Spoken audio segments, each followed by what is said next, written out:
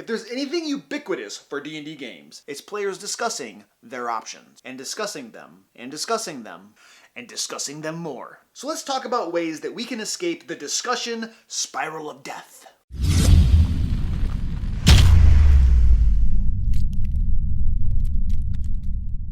Hey, Luke Hart here. I have been a Dungeon Master since high school, and this channel is all about helping DMs run awesome games. So if you're a Dungeon Master and that sort of thing interests you, click that subscribe button down below and smash that bell so you don't miss anything. Today, we're going to look at 5 ways to handle players dragging on when it's time to make a decision. First though, I do want to mention that there's nothing wrong with players wanting to discuss their options. Discussing options is a sign of engagement, that they actually care about your game, so it's a good thing. However, you probably don't want to spend your entire game session with the players trying to decide what to do next, because you know it might be fun to actually do it at some point. So if your players drag on for too long when making a decision, and I don't think there's any set rule for how long that is, you'll just have to get a feel for it, then the DM should consider stepping in. Oh, by the way, I'm giving away a copy of Mordenkainen's Tomb of Foes, so if that interests you, click that link down in the description. So, let's take a look at different ways you can handle players taking forever to make decisions.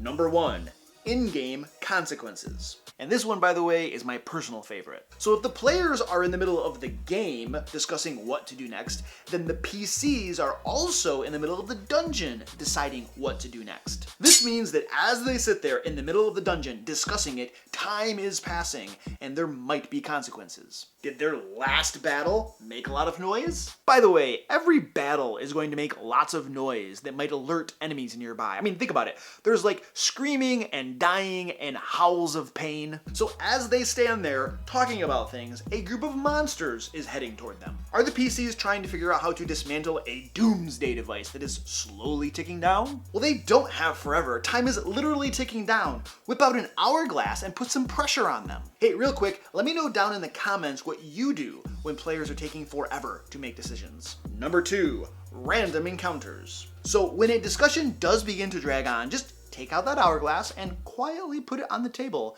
in front of your players. And then just sit there and watch the sand fall. Don't tell your players what it's for. Just let them sweat it. Maybe they'll hurry up and do something.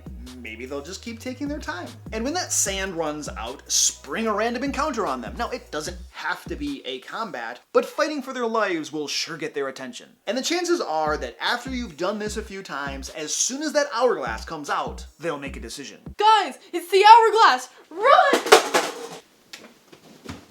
Okay, no. I don't want to break my neck. Dude.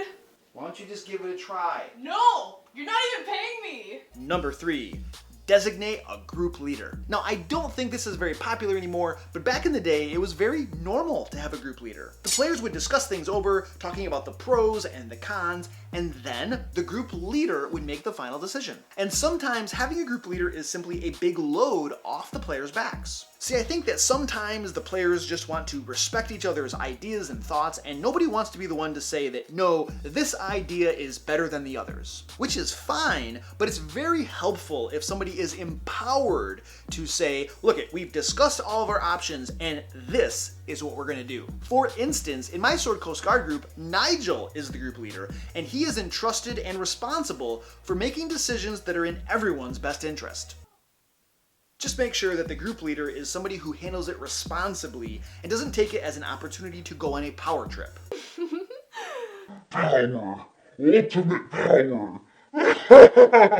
Number 4, external stimuli. Use something outside of the party to nudge them along on a course of action. This could be an NPC that prods them to make a decision. You might describe darkness descending and odd noises echoing throughout the forest. The sound of pounding boots might echo throughout the corridors as the enemy mobilizes their forces. Quick, what do you do? Number 5, vote. See, a lot of times players will divide into camps, some wanting to do X and some wanting to do Y. So just put it to a vote. Done and done. I publish new videos almost every Tuesday geared toward helping Dungeon Masters run awesome games. So if that sort of thing interests you, consider subscribing. If you like this video, hit that thumbs up button and share it with your friends. Until next time, let's play D&D.